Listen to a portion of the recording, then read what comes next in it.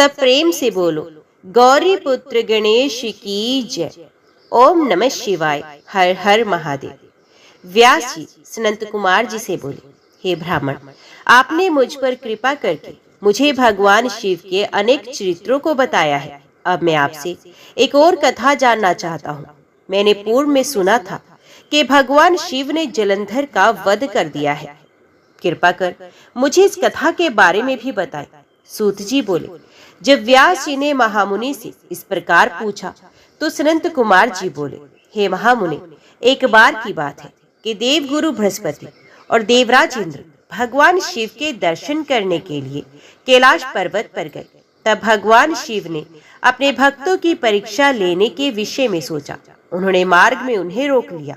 कैलाश पर्वत के रास्ते में ही वे अपना रूप बदलकर तपस्वी का वेश धारण करके बैठ गए। जैसे ही देवराज इंद्र वहां से निकले, उन्होंने तपस्वी से पूछा कि भगवान शिव अपने स्थान पर ही हैं या कहीं और गए हैं। ये पूछकर उन्होंने तपस्वी से उनके नाम आदि के विषय में भी जानना चाहा, परंतु तपस्वी रूप में शिवजी चुप रहे और कुछ न बोले। उन तपस्वी को इस प्रकार अपने प्रश्न के उत्तर में चुप देखकर देवराज इंद्र बहुत क्रोधित हुए और वे बोले, अरे, मैं तुमसे कुछ पूछ रहा हूँ और तू है कि उत्तर ही नहीं दे रहा। जब तपस्वी ने पलटकर पुनः उत्तर नहीं दिया, तब इंद्र ने हाथ में वज्र लेकर तपस्वी रूप धारण किए भगवान शिव पर आक्रमण कर दिया। परंतु शिवजी ने तुरंत पलटवार करते हुए इंद्र के हाथ को पीछे धकेल दिया। तब क्रोध के कारण शिवजी का रूप प्रज्वलित हो उठा और उस तेज को देखकर ऐसा प्रतीत होता था कि ये तेज सब कुछ जलाकर भस्म कर देगा। इंद्र की भुजा को झटकने से इंद्र का क्रोध भी बढ़ गया, परंतु गुरु बृहस्पति उस तेज से भगवान शिव को पहचान गए। देवगुरु बृहस्पति ने तुरंत हाथ जोड़कर देवादिदेव भगवान शिव को प्रणाम किया और उनकी स्तुति करने लगे। बृहस्पति जी ने देवराज इंद्र को भी शिव चरणों में झुका दिया और क्षमा याचना करने लगे। वे बोले कि हे प्रभु, अज्ञानतावश हम आपको पहचान नहीं पाए। भूलवश आपकी अवहेलना करने का अपराध देवराज इंद्र से हो गया है। हे भगवान, आप तो करुणा निधान है। भक्त वत्सल होने के कारण आप सदा अपने भक्तों के ही वश में रहते हैं। प्रभु, कृपा करके इंद्रदेव को क्षमा कर दीजिए। बृहस्पति जी के ऐसे वचन सुनकर त्रिलोकीनाथ भगवान शिव बोले, मैं अपने नेत्रों की ज्वाला को नहीं रोक सकता। तब बृहस्पति जी बोले कि हे प्रभु, आप इंद्रदेव पर दया कीजिए और अपने क्रोध की अग्नि को कहीं और स्थापित कर देवराज का अपराध क्षमा कीजिए। तब भगवान शिव बोले, हे बृहस्पति, मैं तुम्हारे चातुर्य से प्रसन्न हूँ। आज तुमने इंद्र को जीवन दान दिलाया है, इसलिए तुम्हें जीव नाम से प्रसिद्धि मिलेगी। ये कहकर उन्होंने अपने क्रोध की ज्वाला को समुद्र में फेंक दिया। तब इंद्रदेव और देवगुरु बृहस्पति ने भगवान शिव को धन्यवाद दिया और उन्हें प्रणाम करके स्वर्ग को चले गए। व्यास जी बोले, सनंत कुमार जी, जब भगवान शिव ने अपने क्रोध की ज्वाला समुद्र में प्रवाहित कर दी, तब क्या हुआ? सनंत कुमार जी बोले, हे मुने, जब भगवान शिव ने अपना क्रोध समुद्र में डाल दिया तो क्रोध की वे ज्वाला बालक का रूप लेकर जोर जोर से रोने लगी। उस बालक के रोने की आवाज से सारा संसार भयभीत हो गया। पूरा संसार उसकी आवाज से व्याकुल था।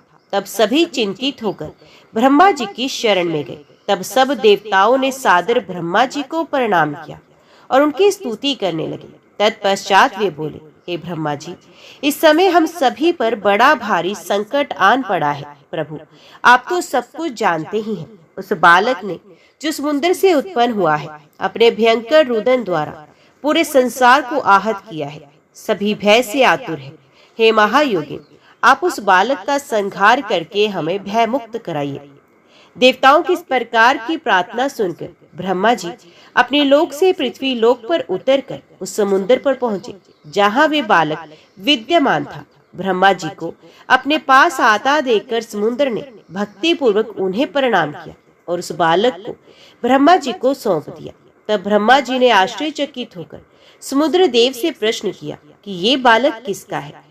ब्रह्मा जी के इस प्रश्न का उत्तर देते हुए समुद्र देव बोले कि हे भगवान, ये बालक गंगा सागर की उत्पत्ति स्थल पर प्रकट हुआ है, परंतु मैं इस बालक के विषय में और कुछ नहीं जानता। इस प्रकार जब ब्रह्मा जी समुद्र से बातें कर रहे थे, तब उस समय उस बालक ने ब्रह्मा जी के गले में हाथ डाल दिया और उनका गला जोर से दबा दिया, जिसकी पीड़ा स्वरूप उनकी आंखों से आंसू बहने लगे। तब ब्रह्मा जी ने यत्न पूर्वक उस बालक की पकड़ से अपने को मुक्त कराया और समुद्र से बोले कि तुम्हारे इस जातक पुत्र ने मेरे नेत्रों से जल निकाला है, अतः ये बालक जलंधर नाम से प्रसिद्ध होगा। उत्पन्न होते ही युवा हो जाने के कारण ये बालक महाप्रकर्मी, महाधीर जवान, महायोद्धा और रण दुर्मद होगा। ये बालक युद्ध में सदैव विजयी होगा, यहाँ तक कि ये भगवान श्री हरि विष्णु को भी जीत लेगा। ये बालक दैत्यों का अधिपति होगा। कोई भी मनुष्य या देवता इसका चाहकर भी कुछ नहीं बिगाड़ पाएंगे। इसका संहार केवल त्रिलोकीनाथ भगवान शिव के द्वारा ही संभव है। ये कहकर ब्रह्मा जी ने असुरों के गुरु शुक्राचार्य को बुलाया और उनके हाथों में उस बालक को दैत्यों का राजा स्वीकार करते हुए उसका राज्याभिषेक कराया। तत्पश्चात ब्रह्मा जी स्वयं वहां से अंतर्ध्यान हो गए। अपने जातक पुत्र के विषय में जानकर समुद्र देव बहुत प्रसन्न हुए। वे उसे अपने निवास स्थान पर ले गए। कुछ समय पश्चात उन्होंने जलंधर का विवाह कालनेमी नामक असुर की परम सुंदरी पुत्री वृंदा से संपन्न करा दिया। जलंधर आनंद पूर्वक अपनी पत्नी के साथ निवास करने लगा और असुरों के राज्य को बड़ी चतुराई और कर्तव्य परायणता के साथ चलाने लगा। उसकी पत्नी वृंदा महान पतिव्रता नारी थी। संत कुमार जी बोले, हे महर्षि, एक दिन की बात है। असुरराज जलंधर अपने दरबारियों एवं मंत्रियों के साथ अपनी राजसभा में विराजमान था। तभी वह असुरों के महान गुरु शुक्राचार्य पधारे। वे परम कांतिमान थे और उनके तेज से सब दिशाएं प्रकाशित हो रही थी। शुक्राचार्य को वहां आया देखकर जलंधर राज सिंहासन से उठा और आदर पूर्वक अपने गुरु को नमस्कार करने लगा। तत्पश्चात उन्हें सुयोग्य दिव्य आसन पर बिठाया। फिर उसने भी अपना आसन ग्रहण किया। अपने गुरु की यथा योग्य सेवा करने के उपरांत जलंधर ने शुक्राचार्य से प्रश्न किया कि गुरुजी, राहु का सिर किसने काटा था? इसके बारे में आप मुझे सविस्तार बताइए। शुक्राचार्य ने अपने शिष्य सागर पुत्र जलंधर के प्रश्न का उत्तर देना आरंभ किया। वे बोले, एक बार देवताओं और असुरों ने मिलकर सागर के गर्भ में छुपे अनमोल रत्नों को निकालने के लिए सागर मंथन करने के विषय में सोचा। इस प्रकार दोनों असुर और देवताओं में ये तय हुआ कि जो कुछ भी समुद्र मंथन से प्राप्त होगा उसे देवताओं और असुरों में आधा आधा बांट लिया जाएगा। तब दोनों ओर से देवता और असुर प्रसन्नता पूर्वक इस कार्य को पूरा करने में लगे। समुद्र मंथन में बहुत से बहुमूल्य रत्न आदि प्राप्त हुए, जिसे देवताओं और असुरों ने आपस में बांट लिया। परंतु जब समुद्र मंथन द्वारा अमृत का कलश निकला तो राहु ने देवता का रूप धरकर अमृत पी लिया। ये जानते ही कि राहु ने अमृत पी लिया है, देवताओं के पक्षधर भगवान विष्णु ने राहु का सिर अपने सुदर्शन चक्र से काट दिया। राहु ने अमृत पी, ये सब उन्हें देवराज इंद्र के बहकावे में आकर किया था। ये सुनते ही जलंधर के नेत्र क्रोध से लाल हो गए। उसने घमसर नामक राक्षस का स्मरण किया, जो पल भर में वहां उपस्थित हो गया। जलंधर ने पूरा वृत्तांत घसमर को बताते हुए इंद्र को बंदी बनाकर लाने का आदेश दिया। घसमर जलंधर का वीर और पराक्रमी दूत था। वे आज्ञा पाते ही इंद्रदेव को लाने के लिए वहां से चला गया। देवराज इंद्र की सभा में पहुंचकर जलंधर के दूत ने अपने स्वामी का संदेश इंद्र को सुना दिया। वे बोला कि तुमने मेरे स्वामी जलंधर के पिता समुद्र देव का मंथन करके उनके सभी रत्नों को ले लिया है। तुम वे सभी रत्न लेकर और अपने अधीनस्थों के साथ मेरे स्वामी की शरण में चलो। घसमर के वचन सुनकर देवराज इंद्र अत्यंत क्रोधित हो गए और वे बोले, उस सागर ने मुझसे डरकर अपने अंदर सभी रत्नों को छुपा लिया था। उसने मेरे शत्रु असुरों की भी मदद की है और उनकी रक्षा की है। इसलिए मैंने समुद्र के कोष पर अपना अधिकार किया है। मैं किसी से नहीं डरता। जाकर अपने स्वामी को बता दो कि हिम्मत है तो इंद्र के सामने आकर दिखाओ। देवराज इंद्र के ऐसे वचन सुनकर जलंधर का घमस्वर नामक दूत वापस लौट गया। उसने अपने स्वामी जलंधर को इंद्र के कथन से अवगत कराया। ये सुनकर जलंधर के क्रोध की कोई सीमा न रही। उसने देवलोक पर तुरंत चढ़ाई कर दी। अपनी वीर पराक्रमी असुर सेना के साथ उसने देवराज इंद्र पर आक्रमण कर दिया। उनके युद्धों के बिगुल से पूरा इंद्रलोक गूंज उठा। चारों ओर भयानक युद्ध चल रहा था।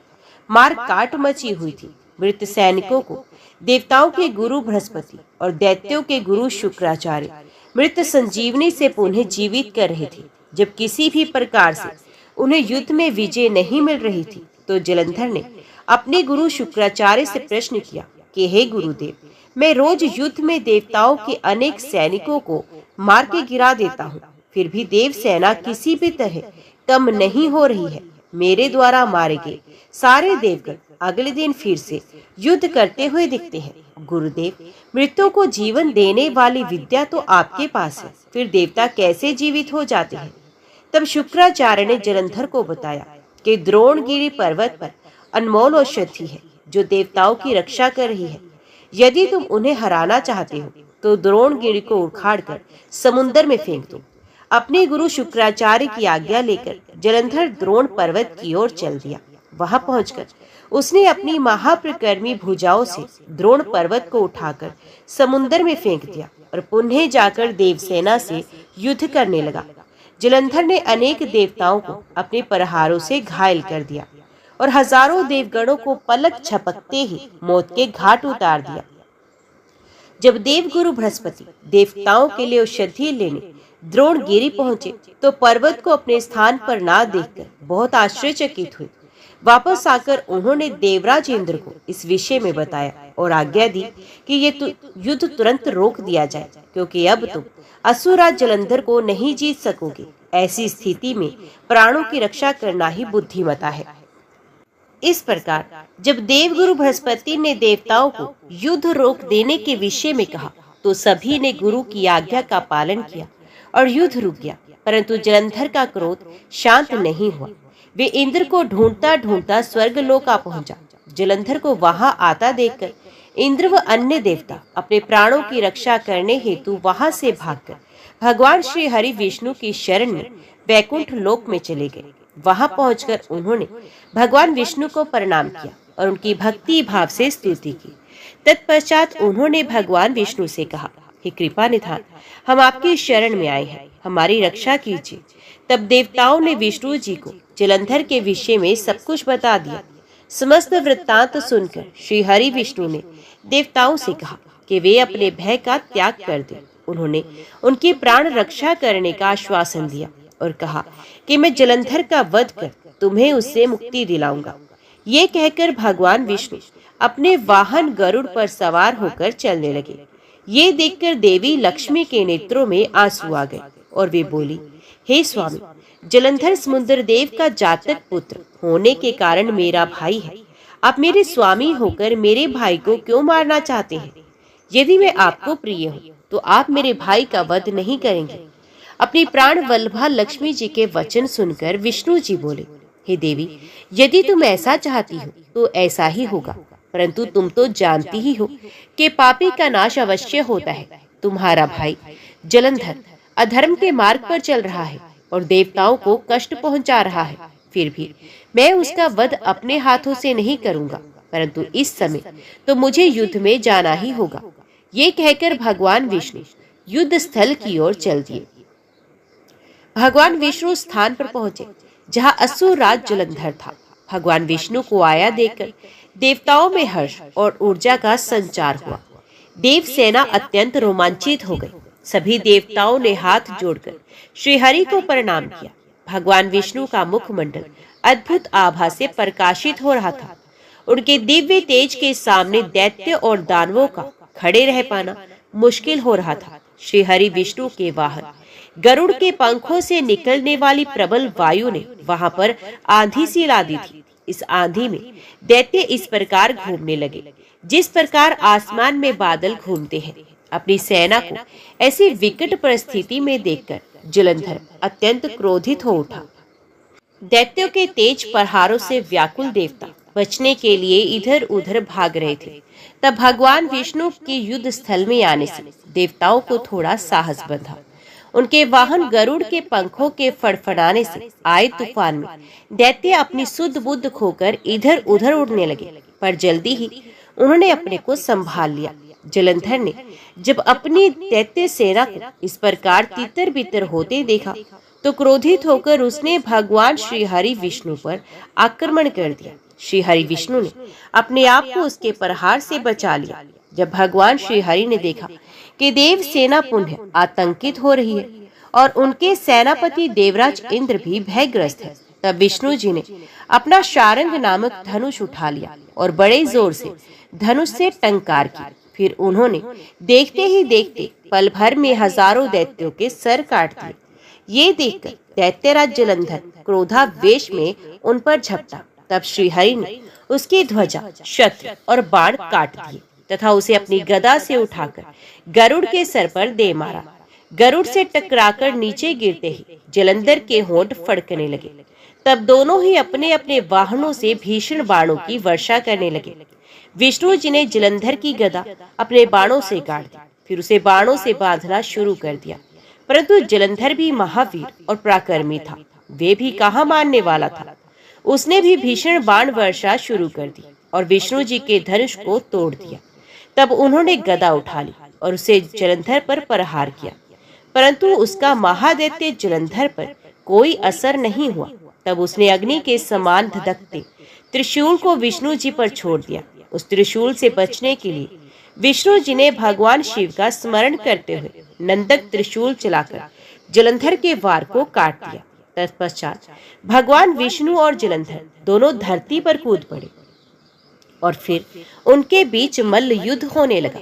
जलंधर ने भगवान विष्णु की छाती पर बड़े जोर का मुक्का मारा। तब विष्णु जी ने भी पलटकर उस पर मुक्के का प्रहार किया। इस प्रकार दोनों में बाहु युद्ध होने लगा।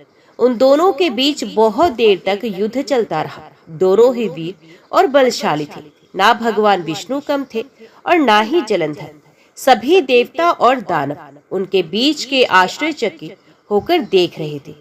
युद्ध समाप्त ना होते देख भगवान विष्णु ने कहा, युद्ध को हे दैत्यराज जलंधर, तुम निश्चय ही महावीर हो। तुम्हारा पराक्रम प्रशंसनीय है। तुम इतने भयानक युद्धों से भी भयभीत नहीं हुए और निरंतर युद्ध कर रहे हो। मैं तुम पर प्रसन्न हूँ। तुम जो चाहे वरदान मांग सकते हो, मैं निश्चय ही तुम्हारी मनोकामना पूरी करूंगा। भगवान विष्णु के ये वचन सुनकर जलंधर बहुत हर्षित हुआ और बोला, हे विष्णु, आप मेरी बहन लक्ष्मी के पति हैं। यदि आप मुझ पर प्रसन्न हैं तो अपनी पत्नी और कुटुंब के लोगों के साथ पधार कर मेरे घर को पवित्र कीजिए। तब भगवान श्री हरि ने तथास्तु कहकर उसे उसका इच्छित वर प्रदान किया। अपने दिए गए वर के अनुसार श्री हरि विष्णु, देवी लक्ष्मी व अन्य देवताओं के साथ जलंधर का आतिथ्य ग्रहण करने के लिए उसके घर पहुंचे। जलंधर उन्हें देखकर बहुत प्रसन्न हुआ और उसने सब देवताओं का बहुत आदर सत्कार किया। उनकी वहीं पर स्थापना कर दी। विष्णु परिवार के स्थापित हो जाने के बाद जलंधर निर्भय होकर श्री विष्णु के अनुग्रह से त्रिभुवन का शासन करने लगा। उसके राज्य में सभी सुखी थे और धर्म कर्म का पालन करते थे। जब जलंधर इस प्रकार धर्म पूर्वक राज्य कर रहा था तो देवता बड़े दुखी थे। उन्होंने अपने मन में देवाधिदेव भगवान शिव का स्मरण करना शुरू कर दिया और उनकी स्तुति करने लगे। एक दिन नारद जी भगवान शिव की प्रेरणा से इंद्रलोक पहुंचे। नारद जी को वहां आया देखकर सभी देवताओं सहित देवराज ने उन्हें प्रणाम किया और उनकी स्तुति करने लगे। तब नारद जी को उन्होंने सभी बातों से अवगत कराया और उनसे प्रार्थना की कि वे उनके दुखों को दूर करने में मदद करें। ये प्रार्थना सुनकर नारद जी बोले कि देवराज, मैं सब कुछ जान गया हूँ। मैं अवश्य ही तुम्हारे कार्य को पूर्ण करने का प्रयास करूंगा। अभी तो मैं दैत्यराज जलंधर से मिलना चाहता हूँ, इसलिए उसके राजमहल में जा रहा हूँ। ये कहकर नारद जी जलंधर के राज्य की ओर चल दिए। वहां पहुंचकर नारद जी ने जलंधर की राज्यसभा में प्रवेश किया। उन्हें देखकर दैत्यों के स्वामी जलंधर ने उन्हें सिंहासन पर बैठाया, उनके चरणों को धोया और पूछा, हे ब्राह्मण, आप कहाँ से आ रहे हैं? मैं धन्य हुआ जो आपने मेरे घर को पवित्र किया है। मुझे आज्ञा दीजिए कि मैं आपकी क्या सेवा करूं। दैत्यराज जलंधर के ऐसे वचन सुनकर नारद जी बोले, हे दैत्यराज जलंधर, आप धन्य हैं। निश्चय ही आप पर सभी की कृपा है। इस लोक में आप सब सुखों को भोग रहे हैं। जलंधर अभी कुछ समय पूर्व में ऐसे ही घूमते हुए कैलाश पर्वत पर गया था। वहां कैलाश पर मैंने सैकड़ों कामधेनुओं को हजारों योजन में फैले कल्पतरु के वन में घूमते हुए देखा। वे कल्पतरु वन दिव्य, अद्भुत और सोने के समान है। वहीं पर मैंने भगवान शिव और उनकी प्राण वल्लभा देवी पार्वती को भी देखा। भगवान शिव सर्वांग सुंदर, गौरवर्णी, 3 नेत्रों वाले हैं और अपने मस्तक पर चंद्रमा धारण करते हैं। असुराज, इस पूरे त्रिलोक में उनके समान कोई भी नहीं। उनके समान समृद्धिशाली और ऐश्वर्य संपन्न कोई भी नहीं है।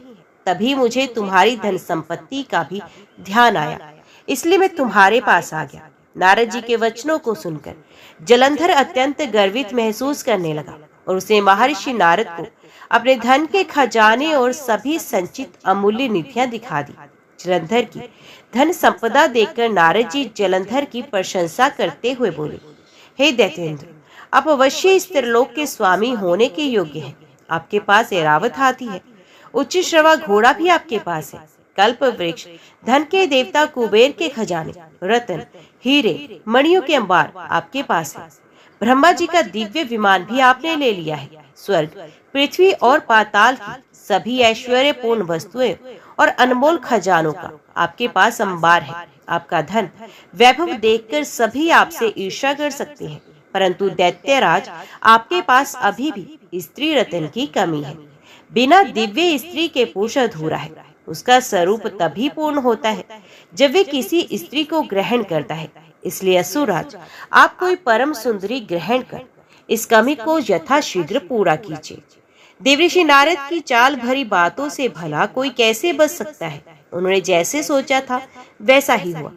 जलंधर ने नारद जी के सम्मुख हाथ जोड़कर प्रश्न किया कि महर्षि, आपके द्वारा वर्णित ऐसी सुंदर दिव्य स्त्री मुझे कहाँ मिलेगी जो रत्नों से भी श्रेष्ठ हो? यदि आप इस प्रकार के स्त्री रत्न के बारे में मुझे बता दें तो मैं उस रत्न को अवश्य ही लाकर अपने राजभवन की शोभा बढ़ाऊंगा।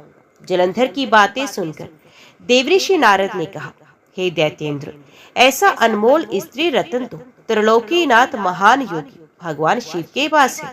वे है उनकी परम सुंदरी पत्नी देवी पार्वती। ये सर्वांग सुंदर होने के साथ साथ सर्वगुण संपन्न भी है।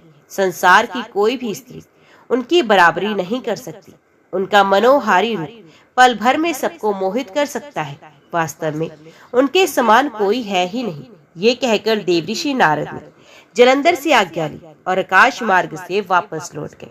व्यास जी बोले, हे सनंत कुमार जी, जब देवऋषि नारद इस प्रकार दैत्यराज जलंधर को देवी पार्वती की सुंदरता और भगवान शिव के परम ऐश्वर्य और समृद्धि के बारे में बताए, तब वहाँ क्या हुआ? दैत्यराज ने क्या किया? व्यास जी के ऐसे प्रश्न सुनकर सनंत कुमार जी बोले, हे महामुनि, नारद जी के वहाँ से चले जाने पर असुरराज जलंधर ने अपने राहु नामक दूत को बुलाया और उसे भगवान शिव के निवास स्थान कैलाश पर्वत पर जाने की आज्ञा दी। जलंधर ने कहा, राहु, उस पर्वत पर एक योगी रहता है। उस जटाधारी योगी की पत्नी सर्वांग सुंदरी है। तुम्हें मेरे लिए उसकी पत्नी को लाना। अपने स्वामी जलंधर की आज्ञा पाकर विदूत भगवान शिव के स्थान कैलाश पर्वत पर गया। वहां नंदी ने उस राहु नामक दूत को अंदर जाने से रोका, परंतु वे सीधा अंदर चला गया। वहां कैलाशपति भगवान शिव के सामने उसने अपने स्वामी दैत्यराज जलंधर का संदेश शिवजी को सुना दिया। जैसे ही असुरराज जलंधर के दूत राहु ने ये संदेश त्रिलोकीनाथ भगवान शिव को सुनाया, उसी समय शिवजी के सामने की धरती फट गई और उसमें से एक बड़ा भयानक गर्जना करता हुआ पुरुष प्रकट हुआ। ये पुरुष अत्यंत बलशाली और वीर जान पड़ता था। उसका मुख सिंह के समान था और ऐसा लगता था कि सिंह मानव का रूप लेकर साक्षात सामने आकर खड़ा हो गया है। वे नरसिंह रूपी पुरुष तुरंत राहु को खाने के लिए झपटा। ये देखकर राहु अपने प्राणों की रक्षा करने के लिए दौड़ा, परंतु असफल रहा। उसने राहु को कसकर पकड़ लिया। जब राहु ने देखा अब बचने का कोई रास्ता नहीं बचा है, तब राहु भगवान शिव से ये प्रार्थना करने लगा कि वे उसके प्राणों की रक्षा करें। वे बोला, भगवान, मैं तो असुरराज जलंधर का दूत हूँ। मैंने तो सिर्फ वही कहा जो मेरे स्वामी की आज्ञा थी। वे कृपा निधान मेरी भूल के लिए मुझे क्षमा करें। राहु के वचन सुनकर करुणा निधान भगवान शिव ने नरसिंह रूपी पुरुष को आज्ञा दी कि वे राहु को छोड़ दे। अपने प्रभु की आज्ञा पाकर उसने राहु को छोड़ दिया। जब उसने राहु को छोड़ दिया तभी शिवजी से बोला कि भगवान, आपकी आज्ञा मानकर मैंने इस दुष्ट को तो छोड़ दिया है, परंतु हे प्रभु, मैं बहुत भूखा हूँ। अब मैं क्या खाऊं? क्या खाकर अपनी भूख शांत करूं? तब भगवान शिव ने उससे कहा, अपने हाथ पैरों के मांस को खाकर अपनी भूख को शांत करो। शिवजी की आज्ञा को शिरोधार्य कर उसने अपने हाथों और पैरों का मांस खा लिया। अब सिर्फ उसका सर ही बचा था। ये देखकर भगवान शिव उस पर बहुत प्रसन्न हुए और बोले, तुमने मेरी आज्ञा का पालन करके मुझे प्रसन्न किया है। तुम वाकई मेरे प्रिय हो। आज से तुम मेरे भक्तों द्वारा भी पूज्य होगे। जो भी मनुष्य मेरी पूजा करेगा वे तुम्हारी भी आराधना अवश्य करेगा। जो तुम्हारी पूजा नहीं करेगा उस भक्त पर मेरी कृपा दृष्टि नहीं होगी। उस दिन से वे कैलाश पर्वत पर भगवान शिव का प्रिय गण बनकर रहने लगा और संसार में सब कीर्ति मुख के नाम से प्रसिद्ध हुआ। व्यास जी बोले, हे सनंत कुमार जी, असुरा जलंधर के राहु नामक दूत का क्या हुआ? जब भगवान शिव ने राहु को अभेदान दे दिया, फिर राहु कैलाश पर्वत से कहाँ गया और उसने क्या किया, इस विषय में मुझे बताइए। महर्षि व्यास के इन वचनों को सुनकर सनंत कुमार जी बोले, हे महर्षि, जब राहु नामक दूत को शिवजी ने उस पुरुष के हाथों से मुक्त करा दिया, तब राहु वहां से तुरंत भागकर अपने स्वामी दैत्यराज जलंधर के पास गया और वहां उसने अपने स्वामी को सभी बातें बताई जो वहां हुई थी। उन सारी बातों को जानकर असुरराज जलंधर का क्रोध सातवें आसमान पर चढ़ गया।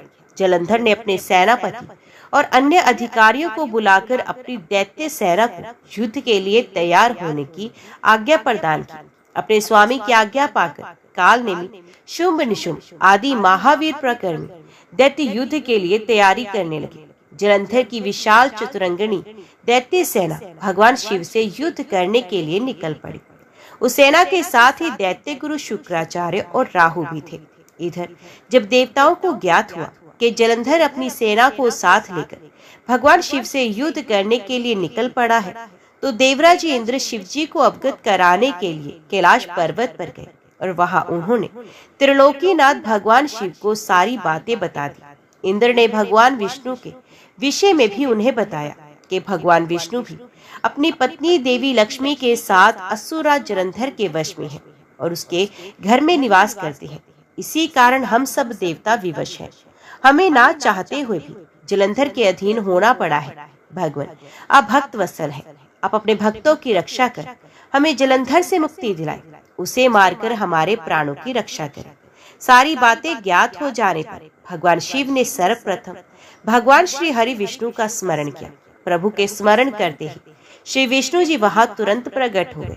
उन्हें देखकर शिवजी ने उनसे पूछा, हे विष्णु, तुम्हें मैंने दैत्येंद्र जलंधर का वध करने के लिए भेजा था, फिर तुमने उसका वध क्यों नहीं किया? आप उसके घर में क्यों निवास कर रहे हैं? अपने आराध्य भगवान शिव के ये वचन सुनकर भगवान श्री हरि विष्णु ने अपने दोनों हाथ जोड़ लिए और विनम्रता पूर्वक बोले, हे करुणा निधान भगवान शिव, मैं जानता हूँ कि आपने मुझे दैत्यराज जलंधर का संहार करने की आज्ञा दी थी, परंतु मैं उसे नहीं मार सका, इसलिए आपसे क्षमा याचना करता हूँ। मेरी गलती क्षमा करें प्रभु। मैंने जलंधर का वध इसलिए नहीं किया क्योंकि जलंधर मेरी प्राण वल्लभा देवी लक्ष्मी का भ्राता है और उसमें आपका अंश भी विद्यमान है। इसलिए उस दैत्य की वीरता से प्रसन्न होकर मैं उसके घर में निवास करता हूँ। भगवान विष्णु के वचनों को सुनकर त्रिलोकीनाथ भगवान शिव हंसने लगे। फिर बोले, देवताओं, तुम सभी सोच और चिंताओं को त्याग दो। तुम्हारी रक्षा के लिए मैं अवश्य ही जलंधर का संहार करूंगा। ये सुनकर सभी देवता निश्चिंत हो गए।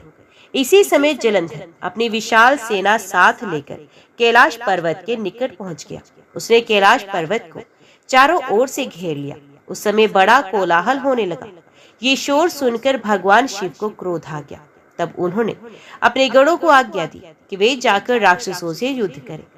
अपने आराध्य भगवान शिव की आज्ञा पाकर उनके गण युद्ध करने के लिए चल गए। शिवगण और जलंधर की दैत्य सेना में बड़ा युद्ध होने लगा।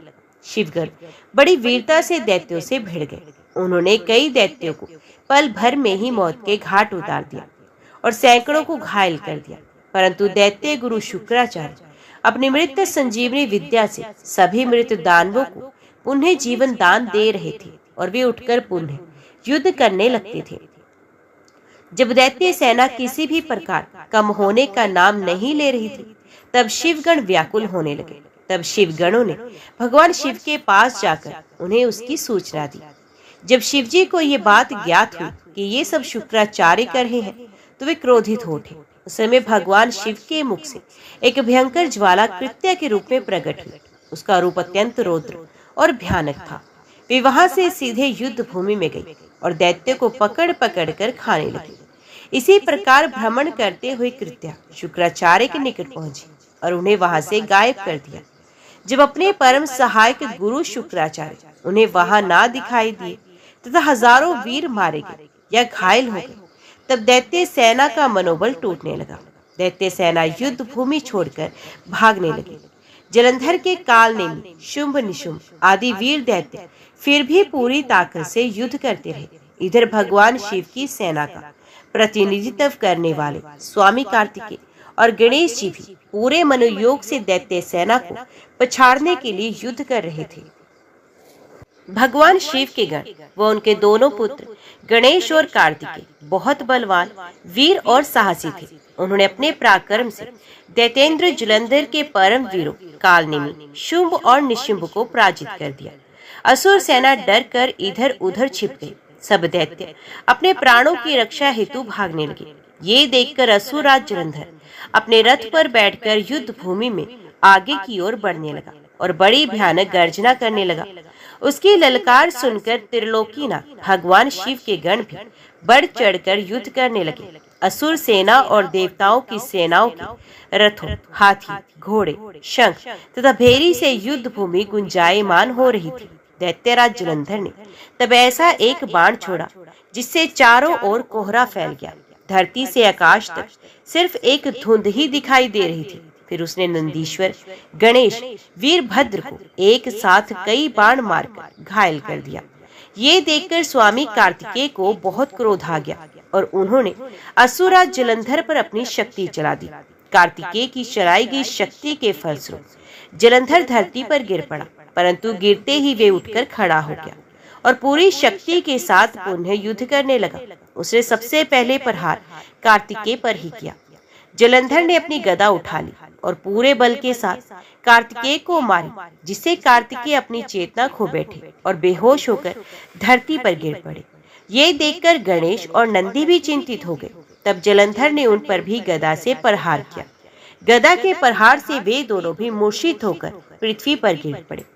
तब वीरभद्र जलंधर से युद्ध करने के लिए आ गया। जलंधर ने उन पर भी अपनी गदा से प्रहार किया, जिससे वीरभद्र का सिर फट गया और रक्त बहने लगा। ये देखकर सभी शिवगण व्याकुल हो गए और डरकर युद्ध भूमि छोड़कर इधर उधर भागने लगे। जब युद्ध भूमि में देव सेना का प्रतिनिधित्व करने वाले सभी वीर साहसी घायल होकर पृथ्वी पर गिर पड़े, तब ये देखकर सभी शिवगण भयभीत होकर शिव की शरण में चले गए। जब भगवान शिव को युद्ध स्थल का सब समाचार मिल गया, तब वे स्वयं दैत्यराज जलंधर को सबक सिखाने के लिए युद्ध स्थल की ओर चल पड़े। अपने आराध्य भगवान शिव को युद्ध का नेतृत्व करते देख सभी शिवगण जो पहले डरकर भाग गए थे पुनः लौट आए। शिवगणों ने पहले जैसे जोश के साथ युद्ध करना प्रारंभ कर दिया। भगवान शिव के रौद्र रूप को देखकर भयानक दैत्य भी भयभीत होकर भागने लगे और युद्ध छोड़कर चले गए। ये देखकर असुरों के स्वामी जलंधर को क्रोध आ गया। वे तीव्र गति से शिवजी की ओर दौड़ा।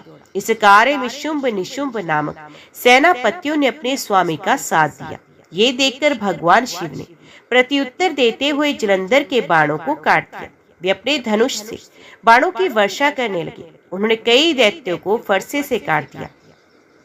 बलाहक और धस्मर जैसे भयानक राक्षसों को पल भर में मार गिराया। शिवजी का वाहन बैल भी अपने सींगों के प्रहारों से सबको घायल करने लगा।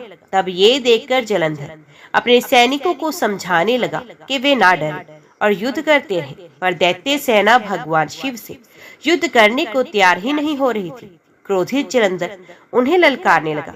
जलंधर ने अनेकों बाणों को एक साथ चलाकर उसमें भगवान शिव को बांधने का प्रयास किया, लेकिन वे सफल ना हो सका। भगवान शिव ने उसके सभी बाणों को काट दिया। और उसके रथ की ध्वजा को भी नीचे गिरा दिया। असुरराज जलंधर के सभी बाणों को काटने के पश्चात भगवान शिव ने एक बाण मारकर जलंधर को घायल कर दिया और उसके धनुष को काट दिया। ये देखकर जलंधर ने युद्ध करने के लिए गदा उठा ली। तब शिवजी ने अपने बाण से उसकी गदा के भी 2 टुकड़े कर दिए। ये सब देखकर दैतेंद्र जलंधर ये जान गया कि त्रिलोकीनाथ भगवान शिव उससे अधिक बलवान है और उन्हें युद्ध में पराजित कर पाना उसके लिए मुश्किल है। तब जलंधर ने जीतने के लिए एक गंधर्व माया उत्पन्न की। वहां उस युद्ध स्थल पर हजारों की संख्या में गंधर्व और अप्सराओं के गण उत्पन्न हो गए और वहां नृत्य करने लगे। वहां मधुर संगीत बजने लगा। ये सब देखकर सभी देव सेना के सैनिक मोहित हो गए और युद्ध को भूलकर नृत्य और गाना बजाना देखने में मगन हो गए। इधर देवाधिदेव भगवान शिव भी गंधर्व माया से मोहित होकर नृत्य देखने लगे। जब दैत्यराज जलंधर ने देखा कि सभी देवताओं सहित देवाधिदेव भगवान शिव भी उस गंधर्व माया के द्वारा मोहित होकर अप्सराओं के नृत्य को देख रहे हैं, तब वे वहां से चुपके से भाग खड़ा हुआ। असुरराज जलंधर त्रिलोकीनाथ भगवान शिव का रूप धारण कर बैल पर बैठकर देवी पार्वती के पास कैलाश पर्वत पर पहुंचा। वहां कैलाश पर्वत पर देवी पार्वती अपनी सखियों के साथ व्यस्त थी। जब उन्होंने अपने पति भगवान शिव को आता देखा, तब उन्होंने अपनी सखियों को वहां से भेज दिया और स्वयं भगवान शिव के समीप आ गई। देवी पार्वती के अप्रतिम सौंदर्य को देखकर जलंधर का मन विचलित हो उठा और वे उन्हें अपलक निहारने लगा। जलंधर के इस प्रकार के व्यवहार को देख पार्वती को ये समझते हुए देर नहीं लगी कि ये कोई बहरूपिया है जो भगवान शिव का रूप धारण कर उन्हें ठगने आया है। ये विचार मन में आते ही देवी पार्वती वहां से अंतर्ध्यान हो गई। तब वे कन्या स्थान पर पहुंची और उन्होंने भगवान श्री हरि विष्णु का स्मरण कर उन्हें वहां बुलाया। विष्णु जी ने वहां पहुंचकर देवी को नमस्कार किया और उनसे प्रश्न किया कि क्या आप जलंधर के इस कार्य को जानती हैं? देवी पार्वती के इस प्रश्न को सुनकर श्री विष्णु ने हाथ जोड़े और बोले, हे माता, आपकी क्या आज्ञा है? मैं उस दुष्ट को किस प्रकार का दंड दूं? तब देवी ने कहा, आप जो उचित समझे वे करें। तब श्री हरि विष्णु जलंधर को छलने के लिए उसके नगर की ओर चल दिए। व्यास जी बोले, हे सनंत कुमार जी, जब माता पार्वती की आज्ञा पाकर भगवान विष्णु सागर पुत्र जलंधर की नगरी को चले गए, तब फिर आगे क्या हुआ? उन्होंने वहां जाकर क्या किया? व्यास जी का प्रश्न सुनकर सनंत कुमार जी मुस्कुराए और बोले, हे महर्षि, दैत्यराज जलंधर की नगरी में पहुंचकर श्री हरि विष्णु सोच में पड़ गए कि वे क्या करें, परंतु अगले ही पल उन्हें समझ में आ गया कि जैसे को तैसा। उन्होंने सोचा कि जिस प्रकार जलंधर ने छल शिव रूप धारण करके देवी पार्वती को छलने की कोशिश की थी, वे भी वहां जाकर उसकी पत्नी वृंदा का पतिव्रत धर्म भंग करेंगे। वे जानते थे कि जलंधर अपनी पत्नी के पतिव्रत धर्म से ही अभी तक बचा हुआ है, इसलिए उसका पतिव्रत धर्म नष्ट करना जरूरी है। मन में ये विचार आते ही वे नगर के राज उद्यान में जाकर ठहर गए। दूसरी ओर दैत्यराज जलंधर की पतिव्रता पत्नी वृंदा अपने कक्ष में सो रही थी। भगवान श्री हरि विष्णु की माया के फलस्वरूप उन्होंने रात्रि में एक स्वप्न देखा। उसने देखा कि उसका पति निर्वस्त्र होकर सर पर तेल लगाकर और गले में काले रंग के फूलों की माला पहनकर भैंसे पर बैठा है और उसके चारों ओर हिंसक जीव जंतु उसको घेरे खड़े हैं। उस समय चारों ओर घोर अंधकार फैला हुआ था और वे दक्षिण दिशा की ओर बढ़ता जा रहा था। ऐसा सपना देखकर वे डर गए और उसकी आंख खुल गई। तभी उसने देखा कि सूर्य उदय हो रहा है, परंतु वे सूर्य अत्यंत कांतिहीन था और उसे सूर्य में एक शेद भी दिखाई दे रहा था। ये सब देखकर वृंदा का मन बहुत व्याकुल हो गया और वे इधर उधर टहलने लगी। कभी छज्जे और कभी अटारी पर चढ़ती तो कभी जमीन पर बैठ जाती, परंतु जैसे उसे चैन नहीं था। जब इस प्रकार वृंदा का मन शांत नहीं हुआ तो वे मन की शांति प्राप्त करने हेतु उद्यान की ओर चल दी, परंतु उस निर्जन उद्यान में उसके पीछे सिंह के समान 2 भयंकर राक्षस पड़ गए। वृंदा उन्हें देखकर बहुत डर गई और अपने प्राणों की रक्षा करने के लिए वहां से भागने लगी। भागते हुए उसे सामने से आते हुए एक तपस्वी दिखाई दिया। भयभीत वृंदा उन मुनि से अपने जीवन की रक्षा करने के लिए प्रार्थना करने लगी। उन तपस्वी ने अपने कमंडल से जल निकालकर उन राक्षसों को ललकारते हुए उन पर जल छिड़क दिया। जल छिड़कते ही दोनों राक्षस वहां से भाग खड़े हुए। तब वृंदा ने दोनों हाथ जोड़कर उन तपस्वी को प्रणाम किया तथा उनका धन्यवाद व्यक्त किया। तत्पश्चात उनको अत्यंत दिव्य और शक्तिशाली जानकर वृंदा ने उन मुनि से अपने पति दैत्यराज जलंधर के विषय में पूछा। मुनि ने उत्तर दिया कि देवी, तुम्हारा पति तो युद्ध में मारा गया है। ये कहकर उन्होंने कुछ इशारा किया, जिसके फलस्वरूप दो वानर उनके सामने प्रकट हो गए। अगले ही पल उन तपस्वी का संकेत पाकर वे वानर आकाश मार्ग से उड़कर चले गए और कुछ समय पश्चात दैत्यराज जलंधर का कटा हुआ सर और उसके अन्य सामान को लेकर लौट आए। अपने पति जलंधर का कटा हुआ सर देखकर वृंदा बेहोश होकर गिर पड़ी। कुछ समय पश्चात होश में आने पर रोते हुए वृंदा उन मुनि से प्रार्थना करने लगी कि वे उसके पति को पुनः जीवित कर दे। ये कहकर वे बहुत जोर जोर से रोने लगी कि बोली, यदि आप मेरे पति को जीवन दान नहीं दे सकते तो मुझे भी मृत्यु दे दे। वृंदा के इस प्रकार के वचन सुनकर मुनि बोले, हे देवी, तुम्हारे पति का वध त्रिलोकीनाथ भगवान शिव के द्वारा हुआ है, अतः उसको जीवित करना देवाधिदेव भगवान शिव का विरोध करना है, परंतु अपनी शरण में आए हुए मनुष्य की रक्षा करना मेरा भी धर्म है, इसलिए मैं तुम्हारे पति को पुनः जीवित अवश्य करूंगा। ये कहकर उन्होंने अपने कमंडल से जल निकाला और मंत्रोच्चारण करते हुए जलंधर पर छिड़का, जिसके फलस्वरूप वे जीवित हो गया। जलंधर को जीवन दान देकर वे तपस्वी वहां से अंतर्ध्यान हो गए। वस्तुतः उस तपस्वी ने ही सूक्ष्म रूप से जलंधर की काया में प्रवेश कर लिया था। दरअसल तपस्वी का रूप धारण करने वाले वे मुनि और कोई नहीं, स्वयं श्री हरि विष्णु थे। अपने पति को अपने पास पाकर देवी वृंदा बहुत खुश हुई और तुरंत अपने पति के गले लगी। उसने उन सब बातों को भयानक स्वप्न समझकर भुला दिया और फिर बहुत समय तक उस शलधारी वेशधारी जलंधर के साथ वन में ही रमण करती रही। परंतु मायावी की माया भला कब तक छिप सकती थी। एक दिन वृंदा को ज्ञात हो गया कि उसके साथ विहार करने वाला पुरुष और कोई नहीं, स्वयं श्री हरि विष्णु है, जो कि उसके पति का रूप धारण करके उसे छल रहे हैं। ये सारी सच्चाई जानकर देवी वृंदा बहुत दुखी हुई। तब वे श्री हरि विष्णु से बोले, तुमने एक पराई स्त्री का उसका पति बनकर उपभोग किया है, तुम्हें धिक्कार है। मैं किस प्रकार अपने पति का सामना कर सकती हूँ? अब मुझे जीवित रहने का कोई अधिकार नहीं, पर तुम्हें तुम्हारी करनी की सजा अवश्य ही मिलेगी। तुमने मुझे अबला जानकर मेरा इस्तेमाल किया है। मैं तुम्हें शाप देती हूँ कि जिन राक्षसों से तुमने मुझे डराकर मेरा विश्वास जीता था, वे ही राक्षस तुम्हारी पत्नी का भी हरण करेंगे और तुम उसके वियोग में हर ओर भटकोगे। तब यही वानर तुम्हारी सहायता करेंगे। मेरा अगला जन्म तुलसी के रूप में होगा और मेरी संजीवनी शक्ति ही मेरी पवित्रता का प्रमाण होगी। भगवान श्री हरि विष्णु को इस प्रकार शाप देकर असुर श्रेष्ठ जलंधर की पत्नी वृंदा ने अग्नि में प्रवेश कर लिया और उसमें अपने प्राणों की आहुति दे दी। उस अग्नि में से एक तेज प्रकट हुआ और वे जाकर देवी पार्वती में समा गया। व्यास जी बोले, हे तात, उधर जब असुरा जलंधर द्वारा फैलाई गई गंधर्व माया से मोहित होकर सभी देवताओं सहित भगवान शिव भी युद्ध को भूलकर अप्सराओं का नृत्य गान देखने में व्यस्त हो गई, तब क्या हुआ? उधर जब जलंधर को पहचान कर देवी पार्वती कैलाश पर्वत से अंतर्ध्यान हो गई, तब वहाँ क्या हुआ? भगवान शिव ने क्या किया? सनंत कुमार जी बोले, हे महर्षि, जब जलंधर को अपने सामने भगवान शिव के रूप में देखकर देवी पार्वती ने ये जान लिया कि वे कोई बहरूपिया है, तो वे तुरंत वहां से अंतर्ध्यान हो गई। उनके अंतर्ध्यान होते ही सारी माया वहां से गायब हो गई। माया के गायब होते ही सभी देवता अपने अपने होश में आ गए। उधर देवाधिदेव भगवान शिव की चेतना भी वापस लौट आई और जलंधर की माया को जानकर उन्हें अत्यधिक क्रोध आ गया। तब जलंधर भी देवी पार्वती के अचानक वहां से गायब हो जाने के कारण तुरंत ही युद्ध भूमि में लौट आया। तत्पश्चात भगवान शिव और असुराज जलंधर में बड़ा भयानक युद्ध होने लगा, परंतु त्रिलोकीनाथ भगवान शिव की वीरता और बल के सामने वे तुच्छ असुर कहाँ टिक पाता। ये बात जल्द ही उसे समझ में आ गई कि सर्वेश्वर शिव को जीत पाना आसान नहीं है, बल्कि असंभव है।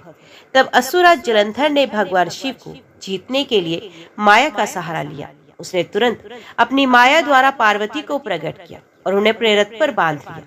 जलंधर के दो सेनापति शुंभ और निशुंभ अपने हाथों में भयानक अस्त्र लेकर देवी पार्वती को मारने के लिए उन पर झपट रहे थे और देवी पार्वती रोते हुए अपनी सहायता के लिए अपने आराध्य भगवान शिव को पुकार रही थी।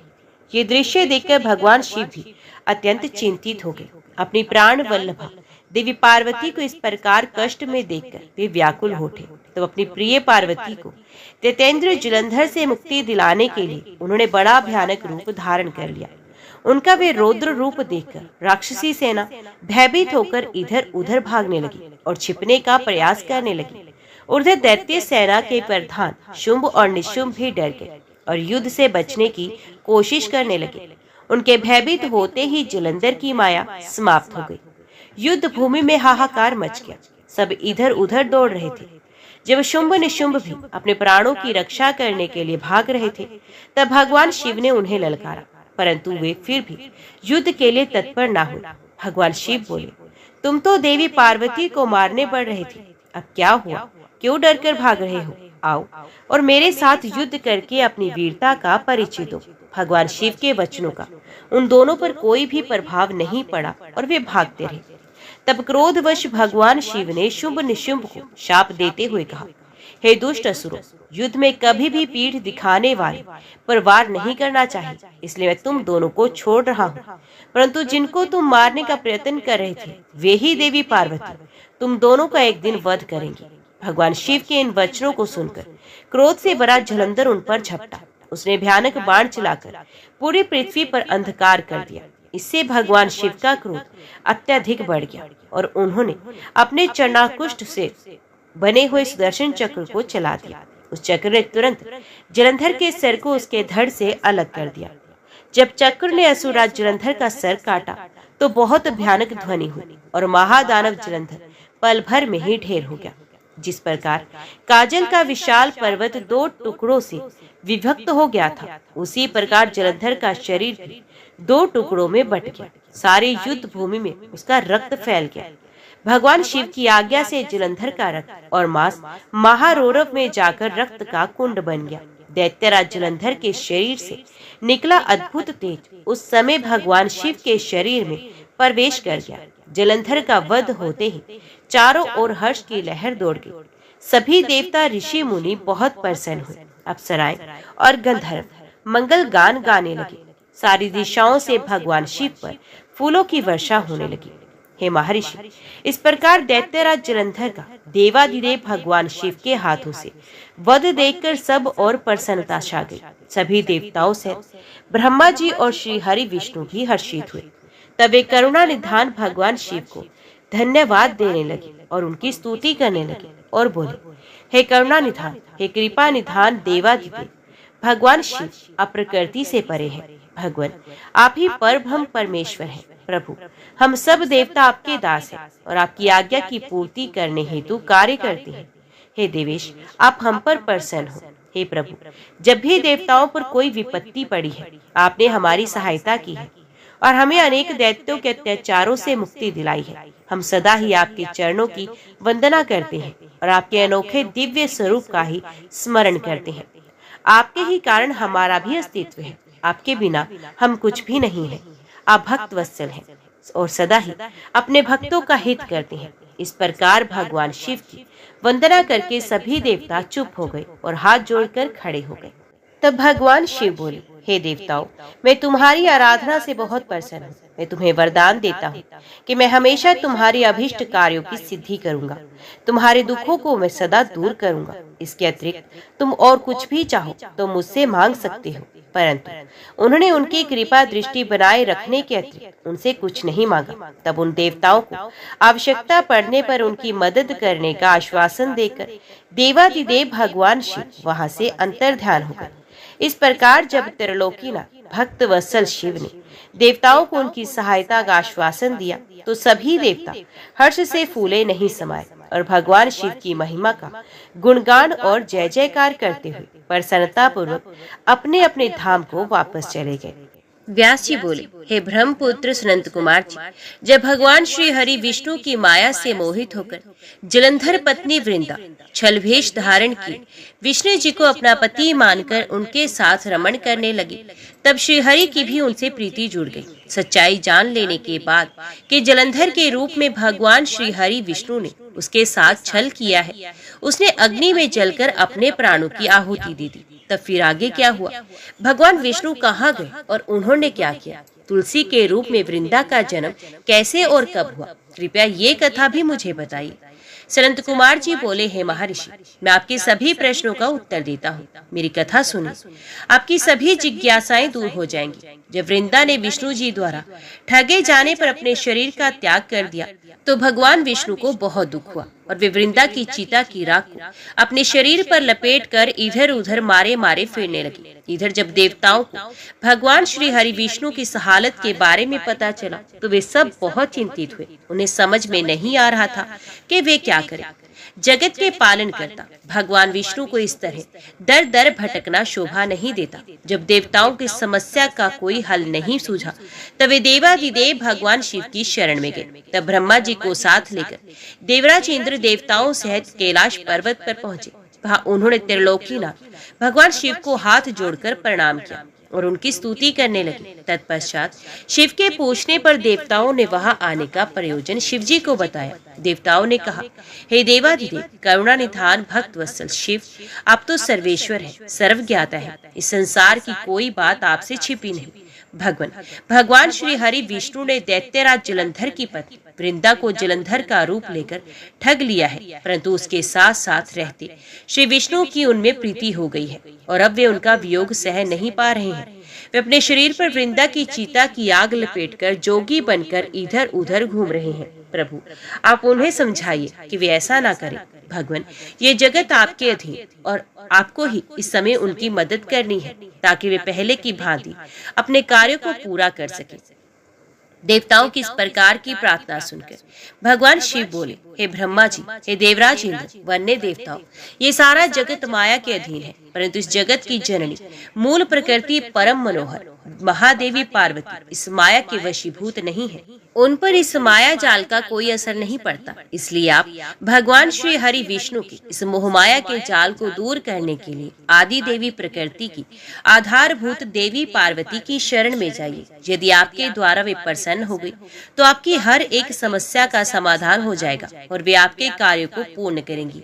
देवाधिदेव महादेव भगवान शिव के इन वचनों को सुनकर सभी देवताओं को अत्यंत प्रसन्नता हुई और वे भगवान शिव से आज्ञा लेकर मूल प्रकृति की शरण में चले गए। इस प्रकार जब देवता प्रकृति देवी की शरण में जा रहे थे उस समय वहां आकाशवाणी हुई, हे देवताओं, मैं ही तीन प्रकार से तीनों प्रकार के गुणों से अलग होकर निवास करती हूँ। मैं सत्य गुण में गौरा बनकर, रजोगुण में लक्ष्मी और तमोगुण में ज्योति बनकर इस जगत को आलोकित करती हूँ। इसलिए आप अपनी इच्छा पूर्ति हेतु देवी जगदम्बा की शरण में जाओ, वे अवश्य ही तुम्हारी मनोकामना पूरी करेंगी। यह आकाशवाणी सुनते ही सभी देवता गौरी, लक्ष्मी और सरस्वती को हाथ जोड़कर प्रणाम करने लगे और मन में उनका वंदन और स्तुति करने लगे। इस प्रकार जब देवताओं ने शुद्ध हृदय से तीनों देवियों का स्मरण किया तब वे तीनों देवियां वहां प्रकट हो गई। देवियों को साक्षात अपने सामने पाकर देवता बहुत हर्षित हुए और गौरी, लक्ष्मी और सरस्वती की वंदना और पूजन अर्चन करने लगे।